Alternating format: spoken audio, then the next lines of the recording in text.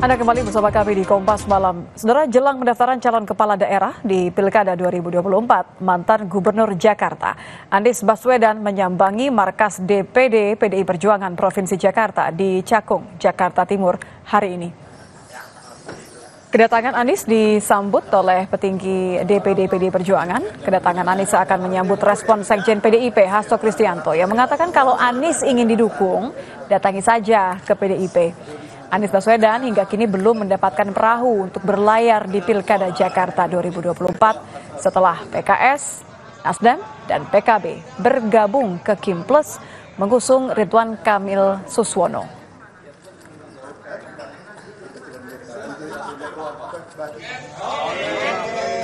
Usai 3 jam pertemuan dengan politisi PDIP di kantor DPD PDIP Jakarta, Anies menyebut tetap menunggu keputusan Ketua Umum PDI Perjuangan Megawati Soekarnoputri terkait pencalonannya di Pilkada. Ia pun memuji PDIP sebagai penjaga konstitusi. Anies menilai PDIP konsisten mengawal konstitusi saat terjadi penyimpangan. Menyangkut pilkada tentu kita obrolkan, tapi kita semua menunggu apa yang menjadi keputusan. Jadi tadi sama sekali kita tidak menyinggung tentang keputusan, langkah, dan lain-lain, karena semuanya ada di DPP partai. Di luar kewenangan kita. Tapi kita ini bukan pertemuan pertama, kita sering diskusi, sering ngobrol bertahun-tahun ke belakang. Jadi sama Pak Amin ini bukan karena urusan pilkada aja, udah panjang. Cuman kali ini ngobrolnya di kantor DPD PDI Perjuangan Jakarta. Politisi PDIP Masinton Pasaribu menyebut kedatangan Anies Baswedan merupakan upaya membangun komunikasi terkait pilkada. Menurut Masinton, PDIP selalu terbuka pada pihak-pihak yang mau bergabung selama ada peluang untuk menyamakan frekuensi. Masinton menyebut hasil pertemuan ini akan dilaporkan ke DPP dan menunggu keputusan Ketua Umum Partai Megawati Soekarnoputri. DPD ditugaskan oleh DPP untuk membangun komunikasi dengan Pak Anies. Nah, nanti hasil pembicaraan ini akan disampaikan oleh DPD PDI Perjuangan Jakarta ke DPP, seperti itu. Pak, tanpa mendahului keputusan dari Bu Mega, tapi kan Pak Hasto juga sudah memberikan. Ya, tentunya membangun komunikasi ya. Komunikasi dulu kan, menyamakan frekuensi, ya kan, persepsi, ya terus kemudian ya mendiskusikan tentang PDI Perjuangan. Kalau dihitung, tidak banyak waktu yang tersisa jelang pendaftaran Pilkada 2024. Siang tadi, Anies berkunjung ke kantor DPD PDIP Perjuangan di Jakarta. Apakah ini merupakan sinyal yang kuat? Anies bakal diusung oleh PDIP melawan Ridwan Kamil? Kita akan bahas bersama dengan jubir PDIP, Ciko Hakim. Selamat malam, Mas Ciko. Malam. Wah, saya sebenarnya menanti-nanti senyum ini tadi, tapi tidak ada satupun dari DPP, tidak satupun dari jubir yang hadir di pertemuan antara Anies dengan ke DPD. Padahal tinggal 3 hari lagi loh, Mas Iko. Ini sudah bisa dipastikan akan ada agenda Anies ketemu Ibu Mega? Jadi saya menjawab dulu kenapa ada tidak hadiran juru bicara ya kan, atau sebagian dari teman-teman dari DPP. Kan kita tahu memang tadi disampaikan oleh sahabat saya Bung Masinton bahwa DPD diberi tugas untuk menjalin komunikasi. Artinya memang itu ranah DPD PDI Perjuangan Jakarta yang dipimpin oleh Pak Adi Wijaya atau akrab dipanggil Pak Aming. Dan tentu di situ juga hadir beberapa tokoh yang anggota DPR RI dari Dapil Jakarta, yaitu ada juga Mas Putra Nababan di sana. Pada prinsipnya gini, semua masih berpeluang. Kalau ditanya peluang Pak Anies, itu sebenarnya kalau mau jujur sama dengan peluang Pak Ahok, sama dengan peluang Bang Rano Karno, sama dengan peluang Bang Hendi atau Mas Hendrar Prihadi. Sampai hari ini kami masih terus mencermati dan mendalami khususnya suara-suara dari arus bawah, baik itu arus bawah pemilih dari PDI Perjuangan atau arus bawah secara keseluruhan rakyat Jakarta. Nah, terkait dengan pertemuan antara Pak Anies dengan Ibu, ya kita tunggu saja. Sampai hari ini saya belum ada update terkait dengan kemungkinan dilaksanakannya hal tersebut. Namun tentunya waktu memang semakin dekat Tunggu sajalah 1, 2, atau 3 hari lagi. Ya, bisa tanggal 27, bisa tanggal 28 juga, mepet-mepet ke tanggal 29. Tapi pada prinsipnya satu hal, ini bukan tentang Anies Baswedan, ini bukan tentang Basuki Cahayapurnama, Tapi tentang ini bukan tentang Rano Karno. Tapi ini tentang eh, kita bagaimana untuk menyejahterakan rakyat Jakarta, bagaimana kita memajukan kota ini, bagaimana kita menjawab tantangan-tantangan Jakarta ke depannya. Oh, Dan bukan kita tentang sudah untuk tahu. mengalahkan pihak yang sana, yang koalisinya lebih besar. Saya belum selesai itu tadi.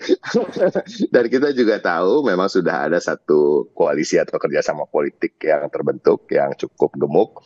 Dan tentunya selain tadi yang kita katakan bahwa ada keinginan kita untuk memajukan Jakarta, menyejahterakan rakyat, dan tentunya ini akan hanya bisa tercapai dengan kemenangan. Jadi kita lihat juga selain hal-hal yang sifatnya ideologis, yang itu yang paling penting tentunya, dan hal-hal yang masih terkait dengan prinsip-prinsip dan garis perjuangan, namun kita juga tentu akan mempertimbangkan soal siapa yang juga paling memungkinkan untuk memenangkan pertarungan ini sehingga bisa memimpin Jakarta dan membawa Jakarta ke arah yang lebih baik lagi.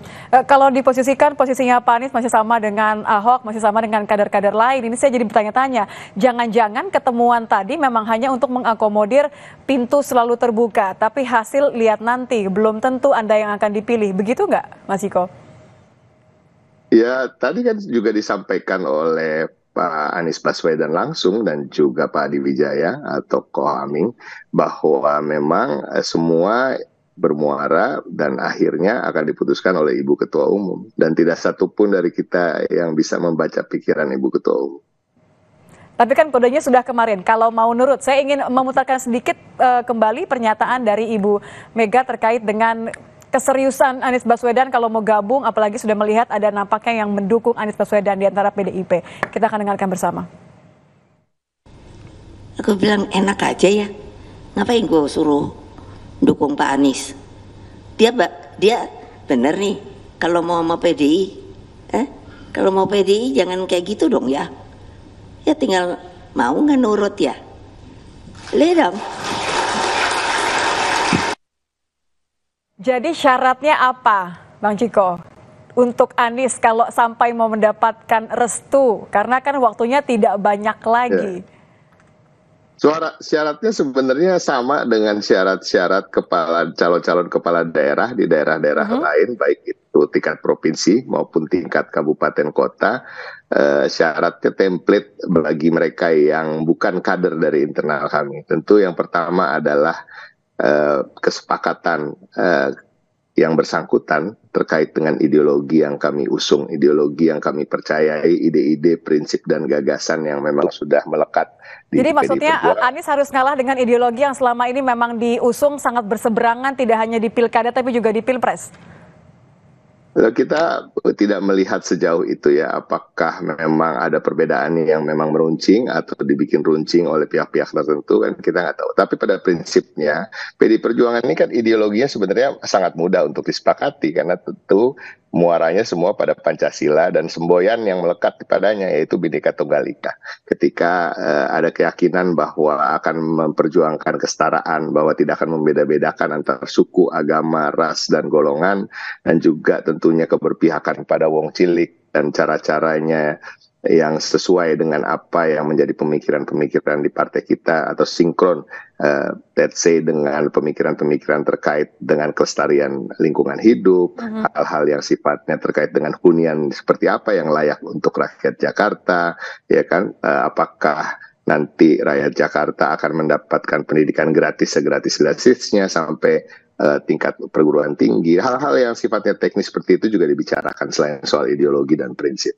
Dan yang paling penting tentu yang bisa disebut juga dalam tanda kutip ya cukup pragmatis adalah bagaimana nanti apakah dalam 5 tahun ini akan bersama-sama PDI Perjuangan turut membangun partai di DKI Jakarta, turut membesarkan partai dan turut memenangkan partai.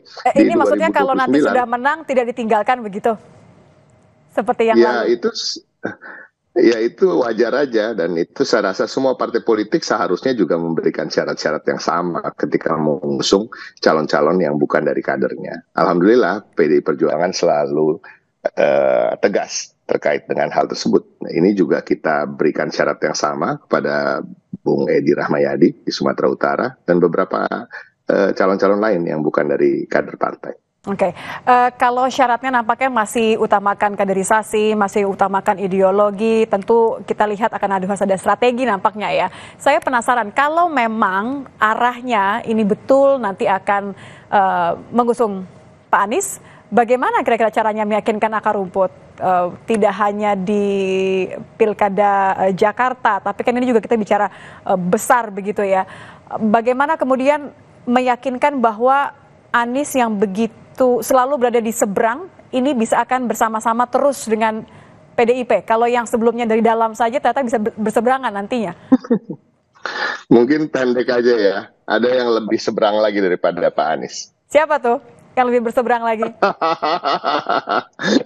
Silakan dipikirkan sendiri, ditafsirkan sendiri. Artinya kembali lagi saya katakan, ini bukan soal Pak Anies Baswedan, ini bukan soal Pak Basuki Cahayapurnama atau Bung Rano Karno, tapi ini tentang hal-hal yang sifatnya prinsip, bagaimana kita bisa memenangkan pilkada di semua daerah, di mayoritas daerah yang kita targetkan untuk menang, termasuk Jakarta dan daerah-daerah strategis lainnya. Karena ini juga akan menjadikan etalase bagi perjuangan PDI Perjuangan, dan kita bisa menerjemahkan ide-ide kita dalam realita. Artinya apa yang menjadi perjuangan kita tentunya akan bisa menjadi kenyataan untuk mensejahterakan rakyat di daerah-daerah tersebut. Itu yang utama. Tapi tentu kita juga melihat yang tadi saya sampaikan, bahwa sudah ada koalisi yang terbentuk, tentunya kita harus memenangkan pertarungan. Dan pertarungan itu harus dimenangkan. Walaupun harga yang harus dibayar akan mahal, Bang Ciko? Apakah harga yang mahal itu kan semua kan ada plus minusnya ya. Mana yang lebih mahal, mana yang lebih murah. Itu aja. Itu yang akan kami pertimbangkan. Oke, demi kemenangan di Jakarta ya. Terima kasih sudah bergabung bersama kami, Jubir PDIP, Ciko Hakim. Selamat malam. Malam. Kami hadirkan informasi lain di Kompas Malam, saudara, diantaranya mengenai KPU yang menggelar rapat konsinyering menyiapkan peraturan KPU terkait dengan pencalonan Pilkada 2024. Rapat dilakukan bersama anggota Komisi 2 DPR.